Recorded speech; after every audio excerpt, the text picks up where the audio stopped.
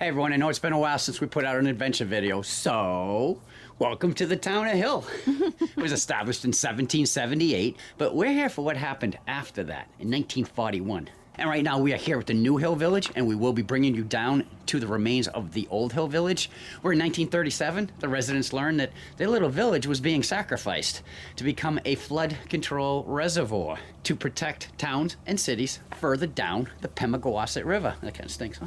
Yeah. But instead of leaving the area, they stayed. They just moved a little further up the hill, and they took 14 of their buildings with them.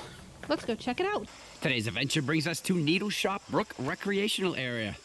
We're going to a ghost town, the old town of Hill. We're joined today with our adventure-seeking friends, Dave, Tina, and Barry. Of course, my lovely wife, Cheryl. We will be taking Shop Road down to the village. Right now we're going over Needle Shop Brook. This brook provided water power to the mills and the shops along the road. Well, I shouldn't multitask too much. This is the first foundation we ran across. We believe this is the old original sawmill. It later became the grist mill, used to grind grain. In 1872, it was used to make latch needles for knitting. Dave, you're not going in? Did you bring the ladder? I should fit. I haven't drank beer in a while. No, I haven't taken care of it for you. Yeah. All right, hang on, let me grab my phone. I should have it out. I know, he's going to start taking pictures again to prove that we had somewhat of a summer. Double up on it. Instead of the scar photos. I'll be right back. Yep. All right, now that may look like a slinky factory here, but we believe what you're looking at is the remains of a wooden stave water pipe. The pipe is made of wood, and then it's held together with all those metal bands. And you can see where the wood would have attached here to this pipe and been bolted on. And there's a metal band here that would wrap around it also. Now you can see some more of the pipeline here as it works its way down the steep slope. If you look beyond it where it's coming from, you can see the supports. There's one right here with the metal band still stuck there. And another one. And yet another one behind that one. I'm up there. Okay. Barry has a spot. Show off.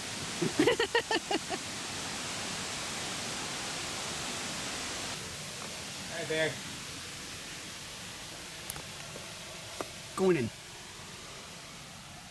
That's as far as my arm will go.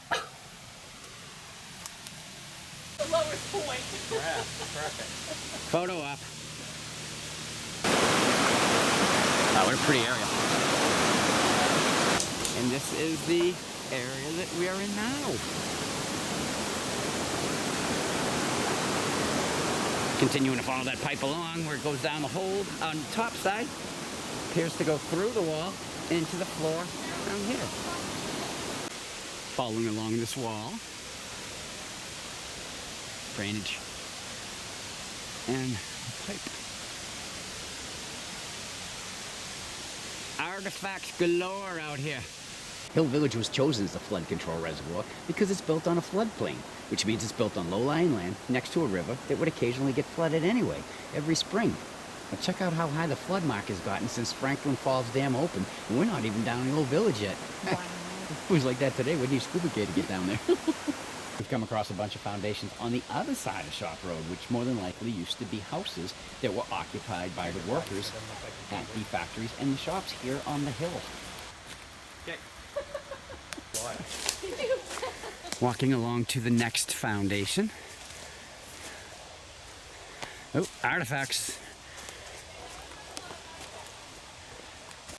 Someone obviously was walking around collecting all of the artifacts here and put them into one neat little location. Which brings us to the next foundation.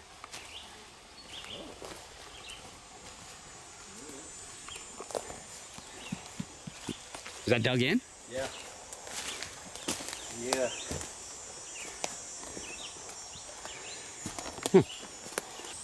So we came to an intersection.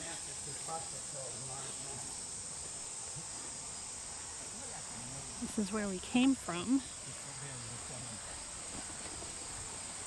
This road continues that way. And it's called Hill Center Road. Tina, get off the street and on the sidewalk. What's wrong with you?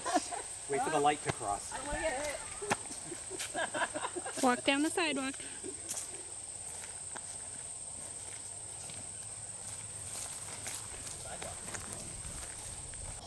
Now we took a right at the bottom of Shop Road and followed this road all the way down to the hill town line.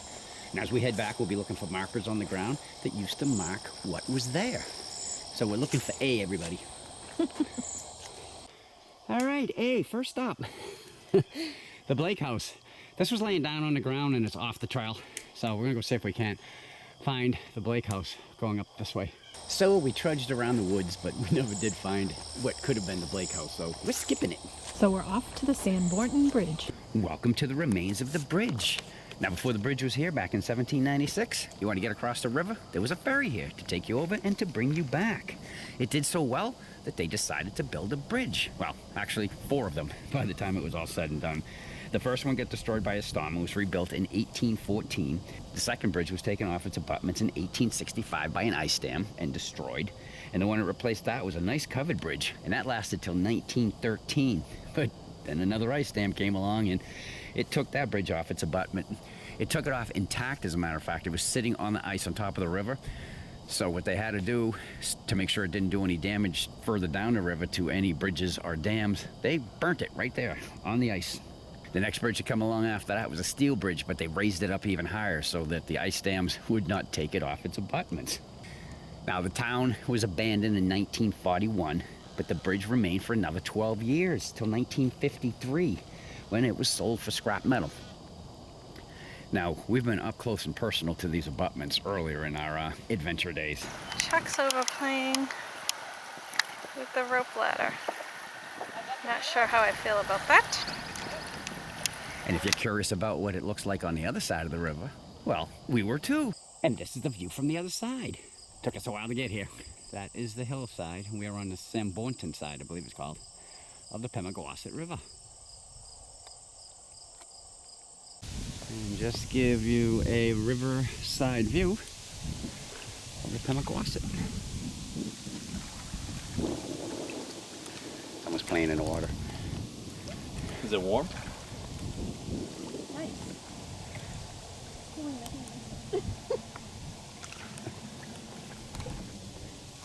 There's the 2 lovebirds up there now. Welcome to Lane's print shop. It was owned by Roscoe Lane, and he printed the town reports from 1896 until 1940. He was also known for taking a lot of photographs of the town and the people. So was his shop destroyed when the town became abandoned? Nope. It was one of the buildings that was moved, and it became the post office that we already showed you. Yes, churches, plural. 2 churches ended up being built due to suspicious fires and accusations that split the community in 2. So each side built a new church. You want a soda? I'm going in the store. Okay, yes, Diet Coke, please. Yeah, Gatorade. Actually, see if they have IPA. I'm trying, Dave. Not yet. The hotel. Barry's Hotel. Thank you, Barry. Yeah, that's. Welcome to Academy Hall, built in 1832, and it was used as the District 1 schoolhouse until 1909 when the elementary school was built. But as you can see, things have kind of changed since then. Most of these lots are overgrown. This is the street I grew up on, only in a different city and a different state. And there's still houses on the street I grew up on. We have found the old cemetery. I believe it's probably this flat area out here. There are way too many ticks this year for me to go trudging through that in shorts. So we're just going to accept that the sign is right where the cemetery would have been. Plus, they moved the cemetery, so we're not going to find anything. Yeah, we're not going to find anything anyways. We've been traveling along the road, and we keep looking at the map because we're trying to find where the railway bed would be. Because sometimes it's right next to the road, sometimes it's right next to the water, and we just can't seem to find it. A few times we thought we were on it. We're pretty sure now at times we are, because we believe that would be the road up there. See how it's nice and flat? And the reason we believe that is because that is a marker for trains. I believe the B stands for Bristol. Not really sure what the 5 stands for. And you come around to the other side. I believe the F stands for Franklin, which would be headed this way. We have reached the eddy. which is pretty much the northern extent of Old Hill Village.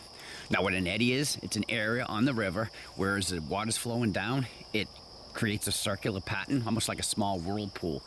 And during the spring, when there were high waters, it would literally cut off Bristol from Hill for days at a time.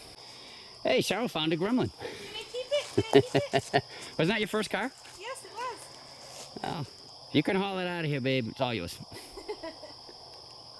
All right, here is a look at the Franklin Falls Dam that caused the old village of Hill to become a ghost town.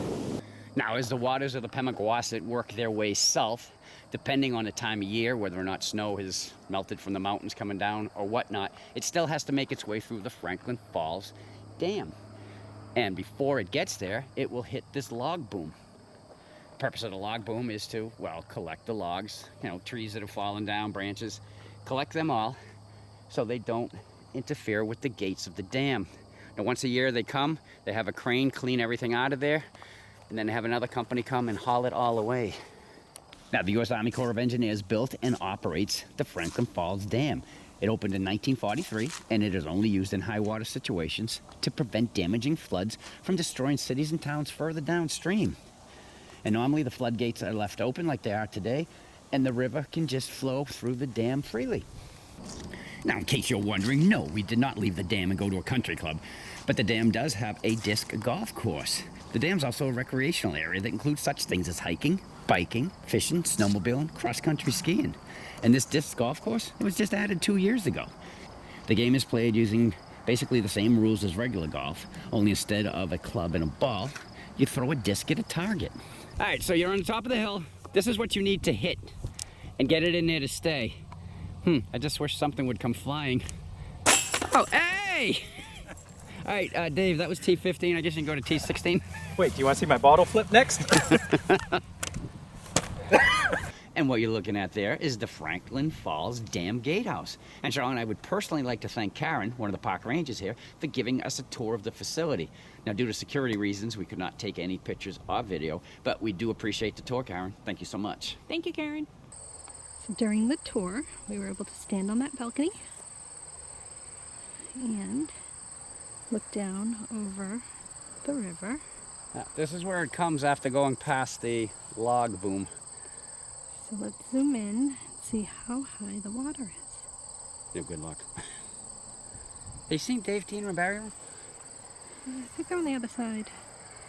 I'm gonna guess it's 307 because the tiles are gone. This is where the water enters into the dam. Well, the water that's being allowed to pass. Dam.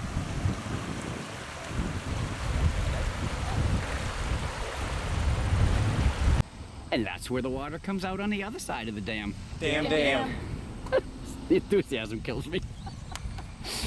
We just walked up all those stairs. Anyway, What are we doing? that's the view that we're seeing. We're tired. Those stairs kicked our butts. It's been a long day.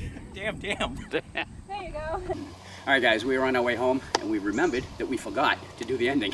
So that's why Dave, Tina, and Barry are not standing with us here. But on behalf of them, my wife Cheryl, and myself, we hope you enjoyed the video on the Old Hill Village and the Franklin Falls Dam that was the cause of it. So, until we do another adventure, the end.